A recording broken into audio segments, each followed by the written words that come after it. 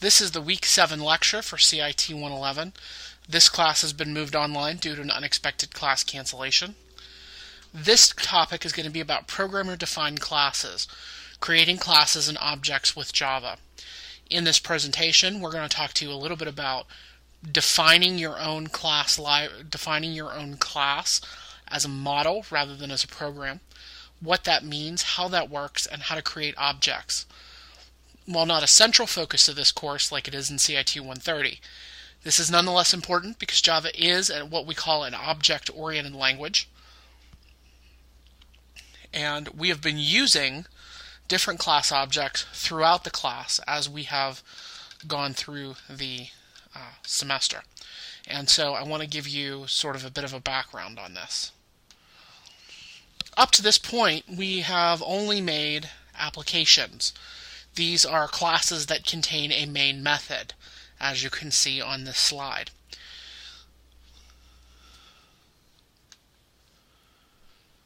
You know that all applications are classes, but not all classes are applications. There are types of Java classes that basically function as a model. They allow us to represent something, some sort of construct, like a person or a student or a car or even a piece of furniture in our computer application so that we can utilize them and store information about them and perform actions on them. We have not learned how yet, but when we're done with this, I want you to have a basic idea of how to create a programmer-defined class, creating a class that is not a program. We have used some of these classes. We have used other classes. They're not programs. They exist to provide us additional functionality or to represent something. Look at the JOption pane class. It provides the dialog boxes that we have been using. We also have the scanner class, which we've used for input. It is essentially a model of how to receive and manipulate input. The goal for tonight, for this lecture, is to build your first programmer-defined class that represents a circle. And then we're going to make a small application to utilize it and to perform actions and test it out. So let's talk a little bit about what a programmer-defined class is and what it looks like. I want to start off with defining a class. You'll hear me say this a lot. If you go on to take 130, you'll hear me say it even more. I would say a class is best described as a blueprint.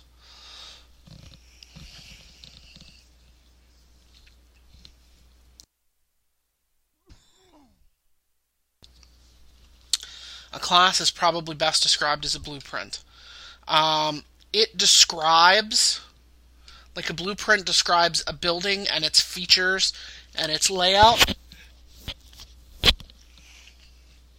A class describes a particular item's characteristics and actions, and the actions it can perform. So a class would contain all of the data that describes something and all of the actions that it can perform. So let's say that we're looking at a student management system, something like CCAC Central, right? Something that you as students here at CCAC interact with all the time. The student class or the student model inside that application might contain some data that would describe you, like your name, your address, your phone number, your student ID. All of those things are important pieces of information that describe what you can do.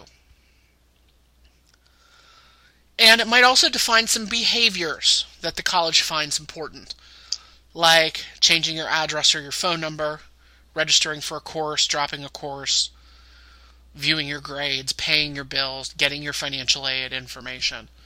All of those things are important.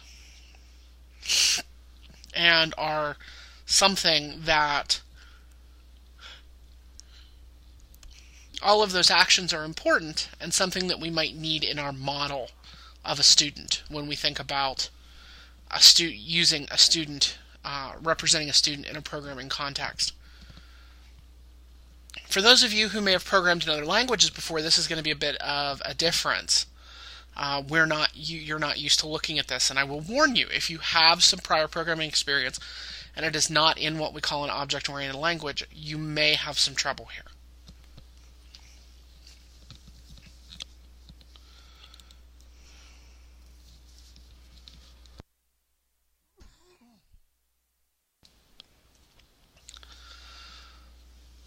If we were going to create a model to represent something, when we want to do that in Java, there is a specific format that we must follow. And you're going to find this format, many parts of this format look familiar to you. There's stuff that you've seen already. And some of this stuff is even generated for us by NetBeans when we create our projects.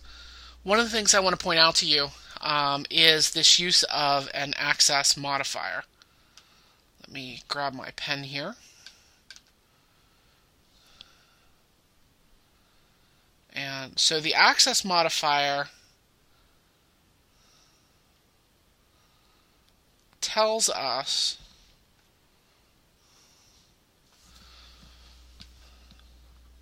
who can see this class that we are writing. There are a couple of different types. We've seen public. There is also one called private, but generally if we're creating a class, we're not going to use private. We're going to use public because we're building a model for somebody else to use. So that is, we generally will use public here. The next thing that you'll see is the keyword class, and that's the next word, and you'll always see that. And you see that right now when we create a project in Java or in NetBeans. If you go into the main Java file, you will see public class and then the name of your class that you specified when you set it up. And so that brings us to the class name. Now again, the class name is going to start with a capital letter. Just like we've seen before. Then we would have, after we define the class, in between the curly brackets, go all the stuff that belong to the class. So we've been talking about, at the very beginning of the semester, we talked about defining variables. And variables essentially are the data that we are going to store with this class. The data is those pieces of information that are important that we want to track. The methods are going to be the actions that we want this item to be able to perform. Some of those are going to be sort of relatively easy to figure out actions that we would want to do no matter what, but others, not so much. Others might be a little more abstract, might not be immediately, we might not yet understand why we would want to do those things, but basically any activity that you want any action you want your model to be able to do needs to go here. There are a couple of pieces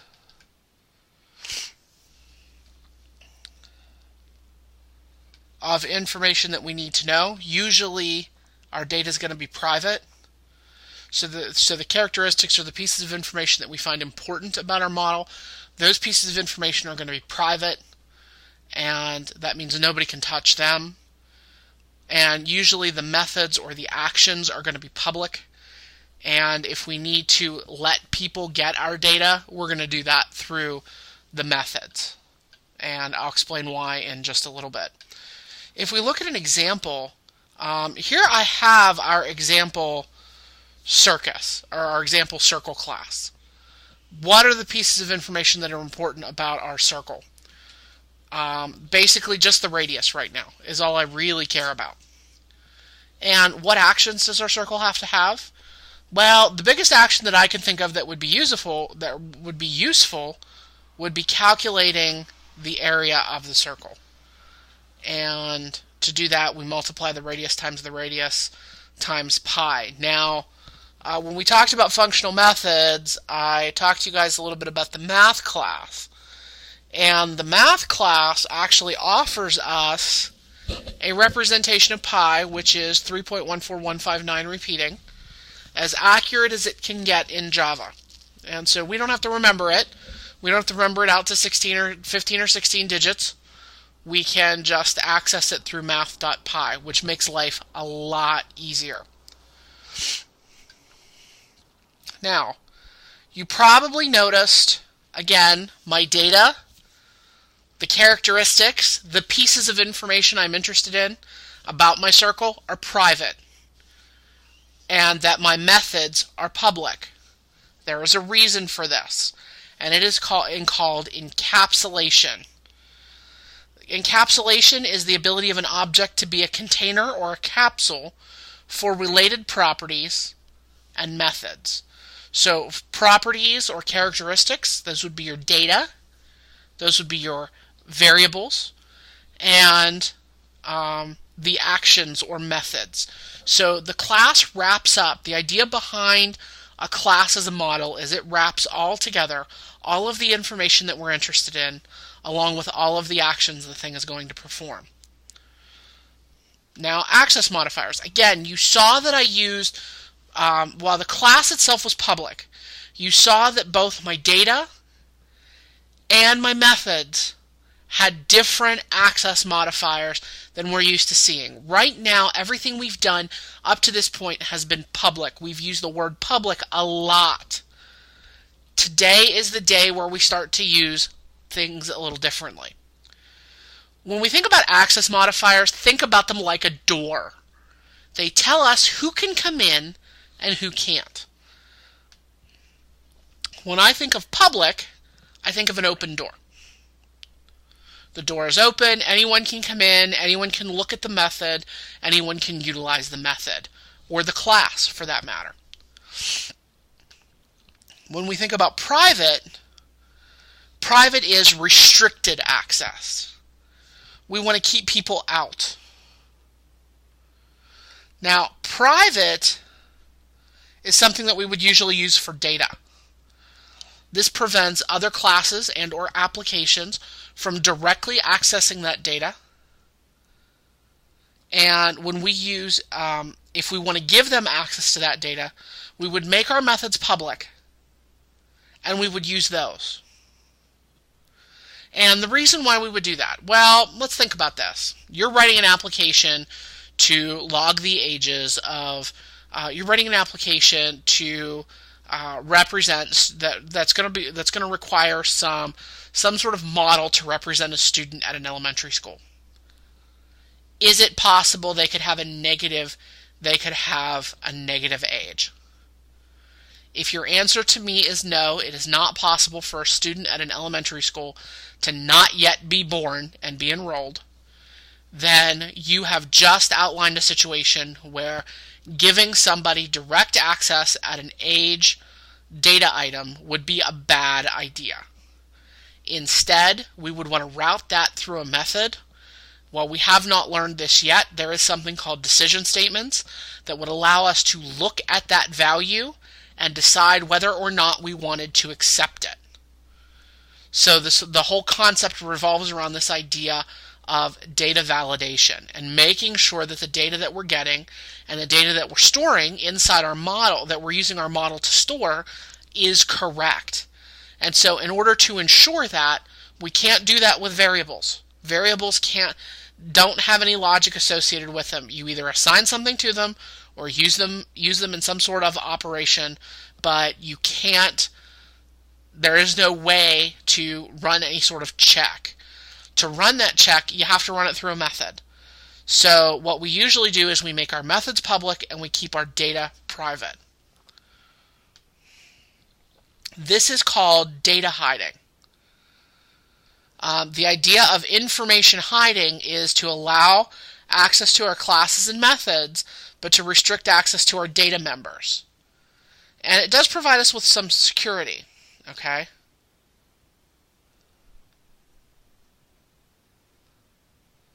So this allows us, again, to keep that data hidden and keep some control over it. Maybe we need to perform some operation. Maybe we want to ensure that all operations are done correctly. Think about this, right? So I have this model of a patient record in the applications that we work in at work. I have this model of a patient record. And so for those of you who are unfamiliar with the healthcare system, when you walk into your doctor's office, you have a record of all of your visits and what they did for you, and your past history, and a list of all your current problems. Excuse me, this may be kept on disk, this may be kept in a computer system, this may be even still kept on paper. There is a movement to move it off of paper. But, needless to say, this information is kept. What you may not know is that in our healthcare system, we do most calculations are done using metric units. So when they're calculating dosages of medication, it is often milligrams or milliliters per kilogram. It is often grams per kilogram, micrograms per kilogram. We do a lot of weight-based calculations for a lot of medication, especially in kids. So it's very important that we store that information, and it's best that we represent it as such. I could store the weight in pounds because most of us record it in pounds, but we need to do some sort of conversion in order to get it into kilograms. Now, do I just want to provide the weight to someone and let them do whatever conversion they want, or do I want to make sure that the conversion's done correctly? By preventing them from having direct access at the weight, I could write a method that would give them the weight back, properly calculated into kilograms. So I know for sure this is happening. This is something that we've run into at work. This is something that we've run into at work. We've made our data available to other people to use. We've supplied this class library to other people, and they've attempted to use them, and they've made mistakes, and it's come back on us. And so then we have to go back and say, oh no, we just provided them the weight in pounds, which we did provide them what we had, and they did the conversion and they did it incorrectly. So what we've done is we've taken that ability away, and we have decided that we will produce the weight, and all they get to do is utilize a number. You can't do that if you just provide access at a variable. But if you're pushing them through methods where you have some control and can write some code to take some steps, then that's the way to do it. And that is really important as far as designing your library, keeping certain things close to your vest, and allowing people to touch the other stuff is kind of important. The other thing with classes and information hiding sort of has two meanings. And information hiding and implementation hiding sort of get mixed up or get mixed in together. Implementation hiding is this idea where the programmer using the method cannot see the source. See the source code. See the code that was written to make the method work. This is also part of the idea of information hiding, right? Nobody needs to see what our code does. All they need to know is what the name of the method is,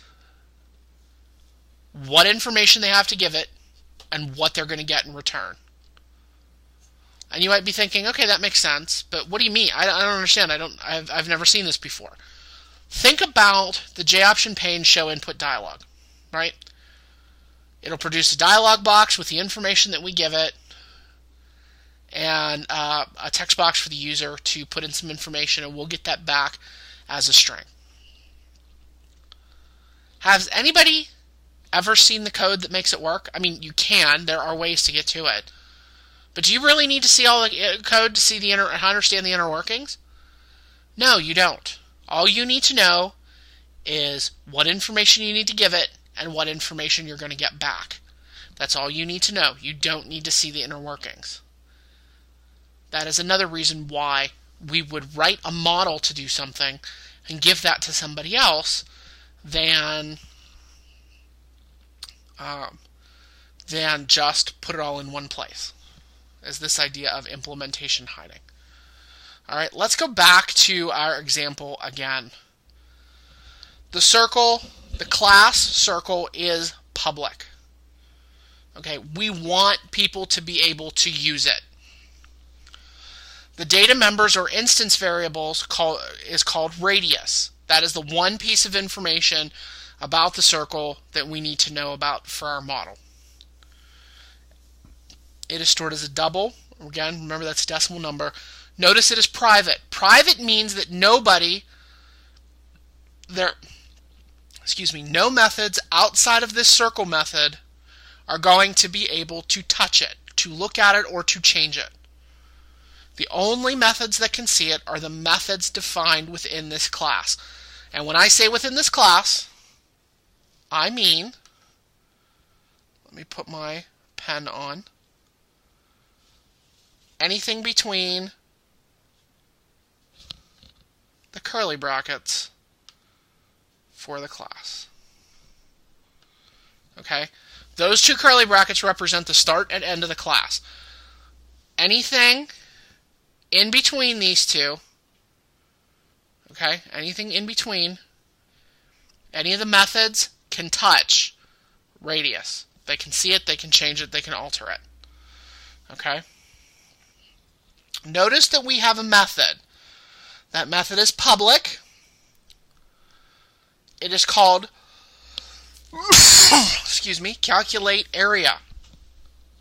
Its purpose is to provide the area of the circle to the user when they call it in their program. Now remember, you're writing a class. A class is a model. This is a model that you're producing for either your own use or somebody else's use. And it's important that you understand that. This is just a model. It doesn't do anything else but represent a circle. It's not going to run on its own. And so somebody's going to have to call the methods of this class. So unless your method should only be accessed inside your class, you might have a helper method. That's okay. That would be private. Everything else, all the other methods, are going to be public because you want other people to run them. Here's the general rule. Do you want people using your class to access that item? If the answer is yes, make it public. If the answer is no, make it private.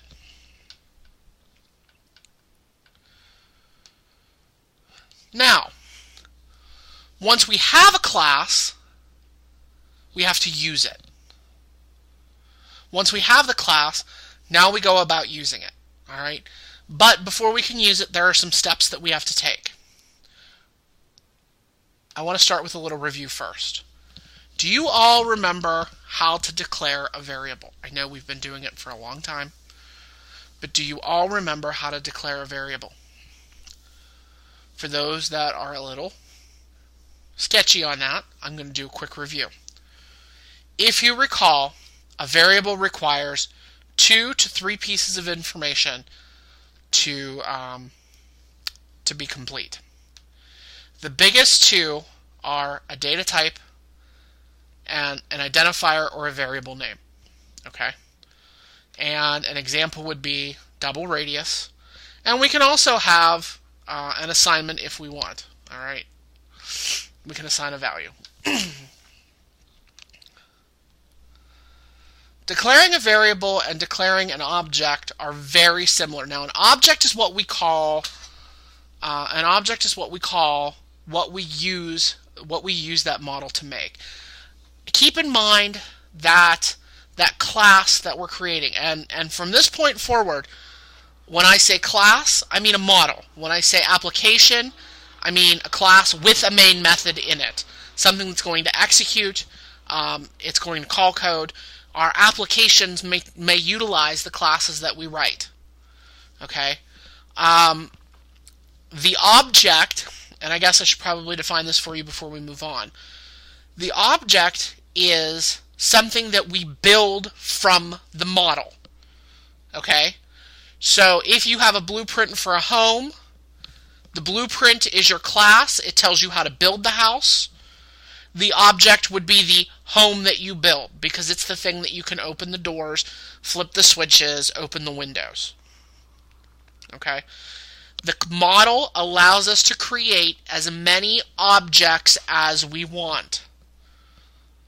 So again, the model allows us to create as many objects as we want. It's basically a template.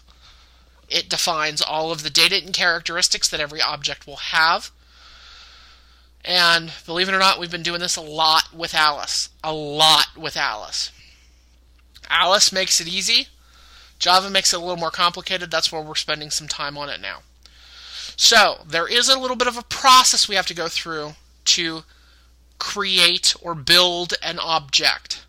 Just like there's some steps we have to go through to go from blueprint to building and to creating an actual house. Okay. The biggest difference here is instead of when we're creating an object or a variable name for our class object, is how we define it. Right? We have had a very strictly defined list of data types for variables. Right? Short or byte, short, int, long, double, float, boolean, character or char, and string. Those have been our only data type options.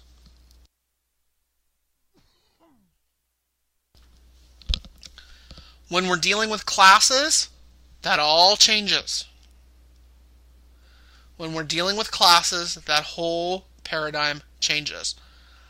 Any class can essentially take the place of a data type. For example, we have been talking about a class called circle. If I wanted to create an object in my application, I would use the class name in place of the data type. You can see in the example in the green box, instead of a data type like double, I have used the word circle with a capital C, because that was how my class was defined. The other thing is, of course, the variable name. The variable name, the rules behind the variable name do not change. Okay? The rules behind the variable name do not change. In the first example in the gray box, we have the name radius. Notice it starts with a lowercase r. That's perfectly fine. It describes the data that we're trying to store. Same rules apply for an object name, right? Starts with a lowercase letter, describes the object. Since this is the first circle we have created, we are calling this object first circle. But, unlike with variables, like doubles or ints, we are not done yet. We also have to create the object. In order to create the object, first, what we've done is essentially created a placeholder or a name for our object. The next part is creating it. That means we use the equal sign, the keyword new, and what looks like a weird looking method call. Okay? I'll explain it all in a second, but I first want to just show you the general syntax. If you remember back to when we talked about variables, I said we could do data type, variable name, and then later on assign it a value. That's essentially what we're doing in the first blue box. Okay? I am sort of reserving the name of the object by saying class name, and then the name of the object, whatever identifier we want to give to this thing we're going to build. And then on the next line, or on a subsequent line, I can say the name of the object equals the name of the class and a set of parentheses. Don't forget the new. I left out the new. Equals new, the keyword new. We have to include the new. The new is like sort of like the build command, if you will. And the class name, exactly as we have it defined in public, class, whatever. However we have it spelled there, complete with capitalizations, is what we need here, and a set of parentheses. You can put a semicolon at the end of that statement. That's one way. Or, I've told you before, I'm a huge fan of assigning a value when you define the variable. We can do the same thing when we're creating classes. We put it all on one line, all in one fell swoop, and we get it done. We have the name of we have the class name, then the object name, an equal sign, new, and a class name. That's all we need. That's all we need. Examples using our circle class. I can do this over 2 lines. The first line would be circle, first circle. What that does is create that first circle reference. What we call it actually is a reference variable. That's its technical name, a reference variable. It is a variable, if you will, but it refers to something we're going to build using the circle class. You'll see on a subsequent line, we are setting it equal to the new operator, which means build, and essentially the name of the class. We're building a new circle object. So it's the name of the class and a set of parentheses. I'll explain what that means just a little bit later, but I want you to know this is the format, and we've seen this already. Using the scanner class looks very similar to this. Most of the time when we've used the scanner class, we've done it as we see in the second example, right? One long line. In the scanner class, we did put something in between those parentheses. It did require an argument. Some classes do, some classes don't. Some classes can take it with arguments, without arguments. What you get, what ends up is a little bit different. But just know that we can have arguments here. And again, I'll explain that in a little while. Let's talk for a minute about the new operator. We've not seen this before. We have used it in other examples, but we've really not had a chance to talk about it yet. Unlike variables, where Java automatically creates the variable and assigns memory for it, objects are a bit differently. Like I said, first we have to create the reference variable. So that's where our class name and object name come in. And then once we have declared, once we sort of have the object or the name or the label, if you will, to slap on the box, we have to create the box. Part of creating the box actually puts values in all of those little characteristics that we talked about were important. Sometimes those are just some very basic zeros for numbers. All the true and false values are false, and all the strings are just empty. But we'll talk about that, and we'll talk about how that gets done in a little bit. The new keyword actually goes out, gets that box, gets that memory, puts a box around it, and then lets us put our little label on it. And that's where that equals new, and then the class name comes in.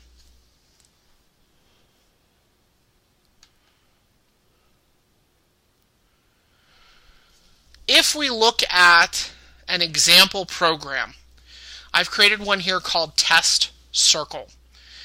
And the whole purpose of this program is just to give us an opportunity to stretch out and try our circle class, just to make sure that it works. And you'll see the first line of the, you'll see we have a main method here, and the first line of that main method is creating a circle object called first circle, because it's the first one we've created. You'll see that I'm setting it equal to, I'm using the new keyword, and we have the name of the class again with parentheses. That is important. Okay, that is important. That class name with parentheses has a special name. You may think that it looks like a method call, and you are correct. It does look like a method call. We've talked about methods over those last 2 weeks. You've seen how methods are defined. You've seen how methods are called. And you know that when we have the name of something with parentheses right after it, we're usually calling a method. The type of method we're calling is a very special type. It's called a constructor method. Okay? It's called a constructor method. Java provides us with these constructor methods. Essentially allow us to build, which is why they're called constructor methods. They allow us to build our objects by providing values for the things that make our object an object, the data, the information about the object that we care about. We already know what the actions are. The problem is we don't know what the data is. So when we create an object, we have to set all of those little pieces of data in our model that we're interested in to values. It's like, I liken the constructor method to the people who actually build the house. So if you have this model, if you have this blueprint, the constructor method for that, in that example, a blueprint of a house and you're building a house, the constructor method is all the people that come in to take the house from the foundation to a finished product. They're the construction workers. They do the building. They put everything together like the model, and then they let you, then wherever you build it is the house number. That's an important piece of information. The color of the house, they paint it for you, whatever you want it to be. So I liken the constructor method to the people who actually build up the house. Okay? You actually have this. This is already done for you. If you don't create your own, Java gives you one. And we'll talk a little bit about how that works. Again, the constructor's purpose is to provide values to all of the data or all of the characteristics. Like I said, I like to think of them as the construction workers who build the house for you. They're the ones who put all the doors in. They're the ones who put all the windows. They're the ones who paint the walls and paint the outside. They're the ones who take that house and give it form. The idea of the constructor method is to pretty much do the same thing. Take your model and give it form every time you create an object by setting that data that you have to values. Give some values to your information that you're tracking, what we call your instance data. Now, I told you get a constructor by default. So what does this default constructor do? What does it set our values to? All all numeric values, integers and decimal numbers.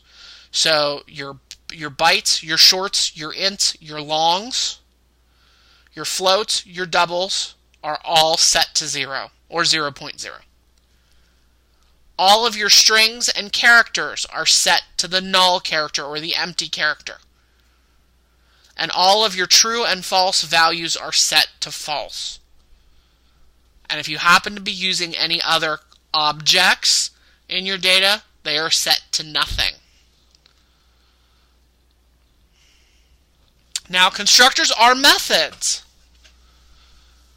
but we have some rules that we have to follow, more than we have for just our constructor, more than just we have for our regular methods. If we are going to create our own constructors, let's say we don't want everything to be 0. And so we have to build our own methods. We have to build our own constructor method. What are the rules that we need to know about? It must be public. It must have the exact same name as the class, right down to the capitalization. It must not have a return type. There is no return type defined. Now, I know to this point we have either used a variable type, a data type that we would use in a variable definition, or we've used the word void. In this case, we use neither. This is a special case, and I want you all to understand that. Constructors are very special types of methods. One of the things that we can do, however, is we can pass an argument. We are permitted to pass data, to send data to the constructor.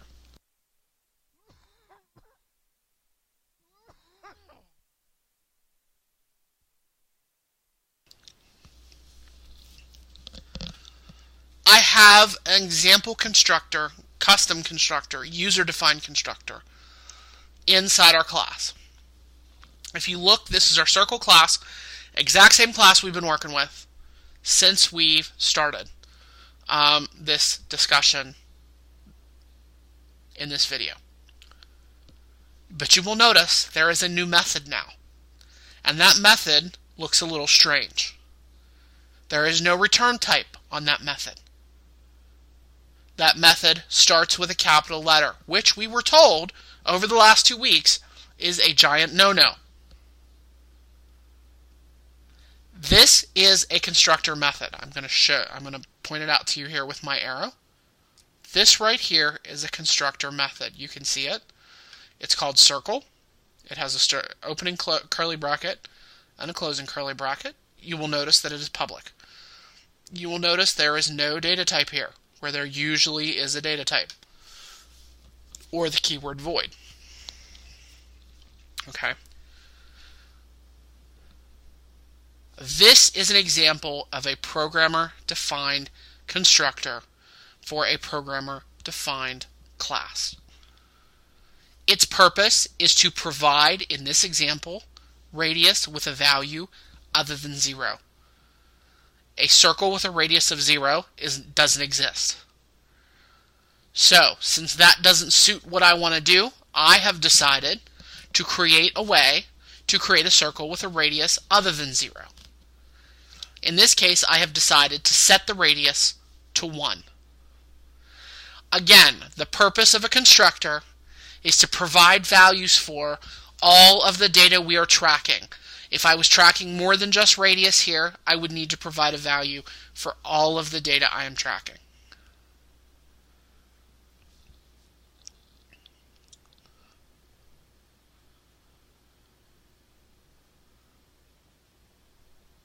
This is kind of a lot to wrap your head around. And I think as we do this in practice, it might get a little easier. It might get a little easier to understand. And I don't expect you to wrap your heads around it here. I don't expect you to fully understand it here. I'm just showing this to you because it's important, and it sets us up for being able to use classes, being able to create objects from classes as we move down the line. Because one of the things that we are going to do is a little bit of GUI programming. And in those cases, we do utilize other classes and create objects from those classes, and even sometimes create some objects of our own. Alright? Sometimes we want to provide access to our private variables. Remember, I said we usually want our data private and our methods public, and let people access our data through our methods or our actions. This is one way to do that. An accessor method is a method that can allow us to supply the value of our private data to others, to let others look at the values of our private data. Accessor methods are methods that do that by returning a value, so they're gonna have a data type, and not taking any arguments. So there'll be no data in. We don't need data in, and we will define the type of data that we're sending back, because an accessor method allows people to look at and see the value of our data.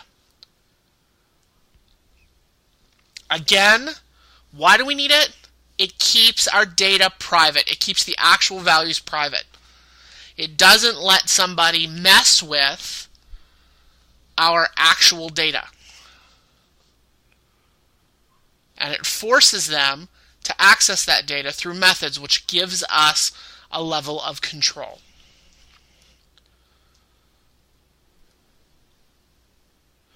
I have added to our class an example accessor method. It is this method right here, getRadius. Notice that it is public because, again, we're allowing people to touch it. Since it is providing access to our data, and our only piece of data here is radius, and radius is defined as double, we are returning a double. The name of the method is usually going to be get, and then the name of the data that we're giving back. In this case, it's going to be get radius because we are providing access to, that means get, the value of our radius data. So we called it get radius. And because this has a data type here, as we learned last week in functional methods, we must have a return statement that returns a value that is a double. Since this says double, we have to return a value that is a double. In this case, we're going to return the value of radius. Most of the time, we will just give them the data. In some occasions, we may need to perform some sort of operation on that data to make it useful to the user.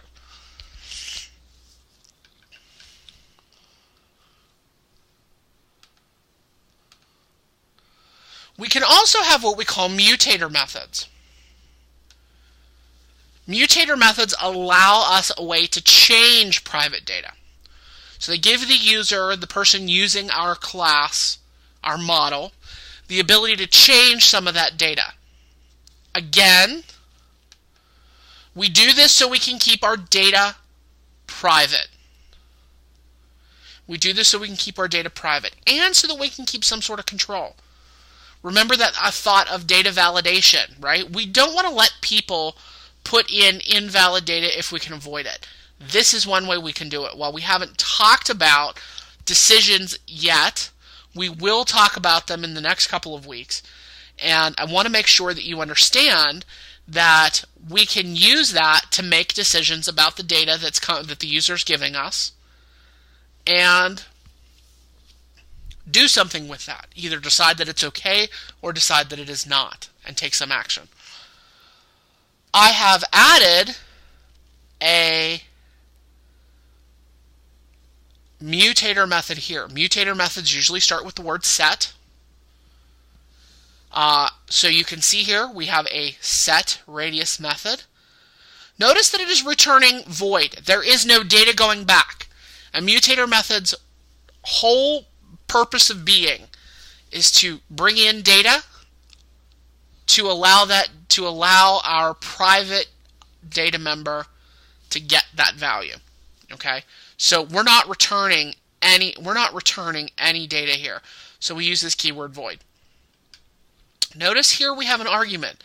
Now with our get, we had a return type and we didn't have an argument or a parameter.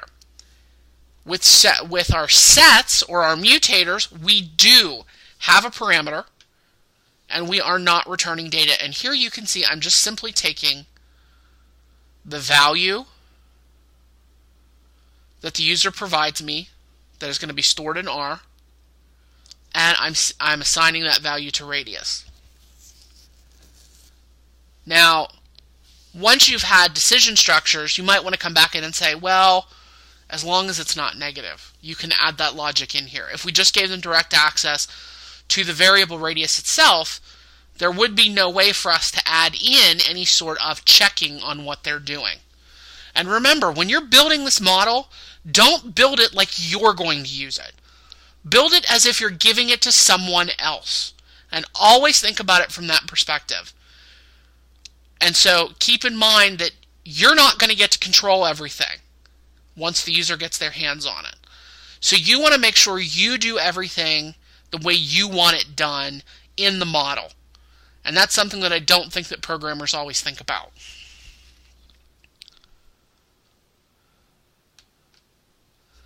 I know this was a lot of information for you to absorb in 40 some odd minutes. This is a completely new paradigm, something none of you have seen before, and if you do have prior programming experience and it's not been an object-oriented language, I may very well have just made your mind explode. I fully understand that, and I fully get that there are going to be questions. So if you have a question, feel free to email me. Follow the normal rules for email, especially in the subject line. Make sure you put your course and section in, CIT 111, and your section. For the title of the email, make sure you put in classes question or week 7 question, so that I know that that's what you want. You have a question about the video and I get to yours email quickly. Feel free to send me an email. My email address, bsimbeck@ccac.edu, for questions. Again, we've talked about a lot here. You've seen how to essentially model something in Java. And remember, we can model anything. Doors have characteristics. Doors have actions. TVs have characteristics. TVs have actions. Students have characteristics. Students have actions. People have characteristics. People have actions. Dogs have characteristics. Dogs have actions. So anything that has characteristics and actions that we might want to interact with or utilize in some way or represent in our computer programs can be done in a class. There are some classes that are very complex and very, very large. And there are some that are relatively small, like our circle. After you've viewed this video, there are a number of exercises posted for you to complete.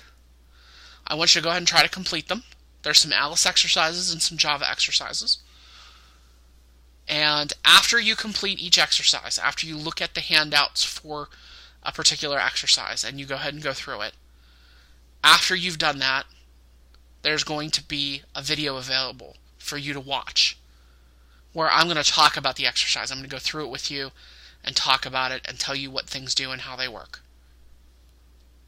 So, do the activity, watch the video. Do the activity, watch the video. Do the activity, watch the video. Follow that through until you get all the activities done. You can do any follow-up evaluations that there might be. There may be a small quiz associated with the video. I'm not sure. You'll have to check and see what your instructor has done. And then you can follow up with any assignment that your instructor might have for you. Again, any questions, please feel free to email me, bsimbeck@ccac.edu. Remember not only to put your class in the subject line, but also that you also the words class question or week 7 question. Thank you for watching, and I hope you enjoyed this video.